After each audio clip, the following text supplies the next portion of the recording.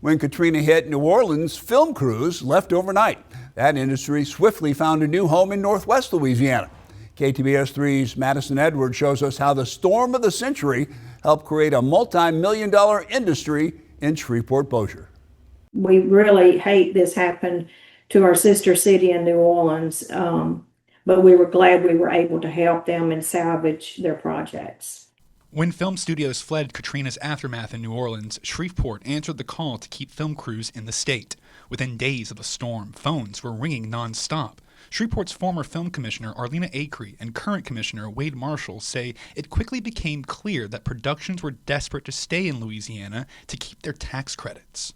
All of us were getting calls that these productions were coming into Shreveport. So since we are the evacuation route and evacuation city for hurricanes, then they came immediately to Shreveport and Bossier. Katrina, the tragedy that it was, kind of put the film industry in this flux of, how do we continue doing what we're doing but still take advantage of the tax incentives? Hurricane Katrina set off a domino effect which caused infrastructure to pop up within weeks. Louisiana Wave Studios was built to film The Guardian. One of our first ones was the movie The Guardian, where they were making like 8-foot waves, and they had to stop the production because they actually, all the actors and the stunt guys got actually seasick.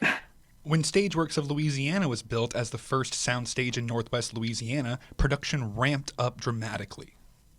We saw these things being built. We saw these new companies coming in that supported all this stuff. And again, it was a big domino effect that brought more and more production in here because we had the infrastructure to support it. To commemorate productions filmed in Shreveport, the city created the Film Trail, which guides tourists through the legacy of Hollywood South. And it'll tell you what's been filmed there, what it was used for, what location it was used for in that film. People want to know about movies. And a lot of people say, when they look at the movies, I'm trying to figure out that location.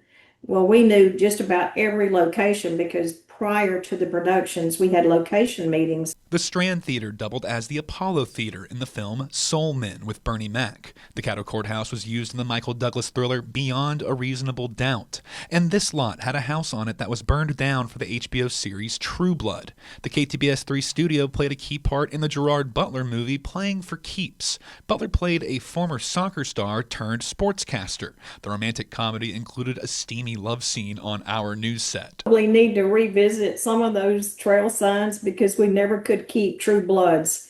They kept being stolen all the time. Groundwork laid 20 years ago still supports productions today. Millennium Studios and Stageworks are now leased by Curtis 50 Cent Jackson's G-Unit Productions. We're going to see sort of the same sort of effect that we saw from Katrina, except this time it's going to be a sustainable business model of infrastructure that's going to continue to grow beyond our wildest dreams, honestly. I can't believe 20 years has gone by so quickly. We just keep those movies coming. That's what we want.